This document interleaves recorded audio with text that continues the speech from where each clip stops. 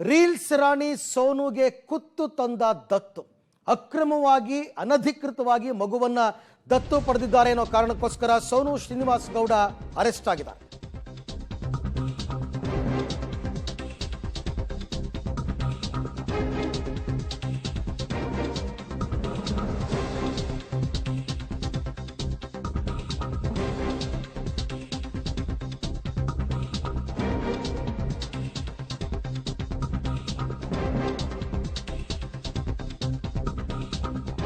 Reels ಸಿಂದರಿ Sonu Srinivas Gowda arrest ಆಗಿದ್ದಾರೆ. ಅನಧಿಕೃತವಾಗಿ ಮಗುವನ್ನ ದತ್ತು ಪಡೆದ ಆರೋಪ ಆಕೆಯ ಮೇಲೆ ಬಂದಿದೆ.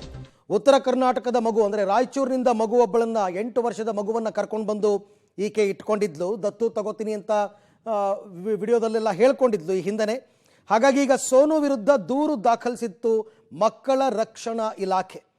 ಬ್ಯಾಡ್ರಳ್ಳಿ ಪೊಲೀಸ್ ಸ್ಟೇಷನ್ಗೆ ಹೋಗಿ ದೂರು ದಾಖಲಾಗಿತ್ತು. ಬ್ಯಾಡ್ರಳ್ಳಿ ಪೊಲೀಸರು ಈಗ ಸೋನು ಶ್ರೀನಿವಾಸ್ ಗೌಡ ಅವರನ್ನ ಬಂಧಿಸಿದ್ದಾರೆ. ಕಾರಣ ಇಷ್ಟೇ, ಒಂದು ಮಗುವನ್ನ ದತ್ತು ಪಡಿಬೇಕಾದ್ರೆ 108 ನಿಯಮಗಳಿದೆ.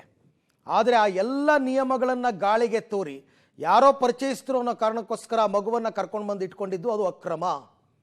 ಯಾವ ನಿಯಮಗಳನ್ನು ಕೂಡ ಫಾಲೋ ಮಾಡಿಲ್ಲ. ಸರ್ಕಾರಿ ನಿಯಮಗಳೆಲ್ಲವನ್ನ ಕೂಡ ಗಾಳಿಗೆ ತೂರಲಾಗಿದೆ. ಹಾಗಾಗಿ ಮಕ್ಕಳ ರಕ್ಷಣಾ ಇಲಾಖೆ ದೂರೊಂದನ್ನು ದಾಖಲಿಸುತ್ತೆ ಪೊಲೀಸ್ ಸ್ಟೇಷನ್ನಲ್ಲಿ. ಬ್ಯಾಡ್ರಳ್ಳಿ ಪೊಲೀಸರು ಈ ದೂರನ್ನು ದಾಖಲಿಸಿಕೊಂಡು FIR ಮಾಡಿಕೊಂಡು ಕೊನೆಗೆ ಸೋನು ಶ್ರೀನಿವಾಸ್ ಗೌಡ ಅವರನ್ನು ಬಂಧಿಸಲಾಗಿದೆ.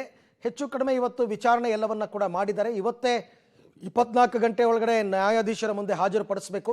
ಹಾಗಾಗಿ ಇವತ್ತು ನ್ಯಾಯಾಧೀಶರ ಮುಂದೆ ಹಾಜರುಪಡಿಸಿ ಕಸ್ಟಡಿಗೆ ಕೇಳುವಂತಹ ಸಾಧ್ಯತೆ ಕೂಡ ಇದೆ.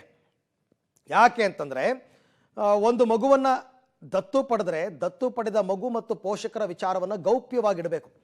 ಆದರೆ ಪ್ರಚಾರದ ಗುಂಗಿನಲ್ಲಿ ಈಕೆ ಎಲ್ಲವನ್ನ ಕೂಡ ರೀಲ್ಸ್ನಲ್ಲಿ ಹೇಳಿದ್ದು ಅದು ಇಷ್ಟೆಲ್ಲ ಅವಾಂತರಕ್ಕೆ ಕಾರಣ ಆಗಿದೆ.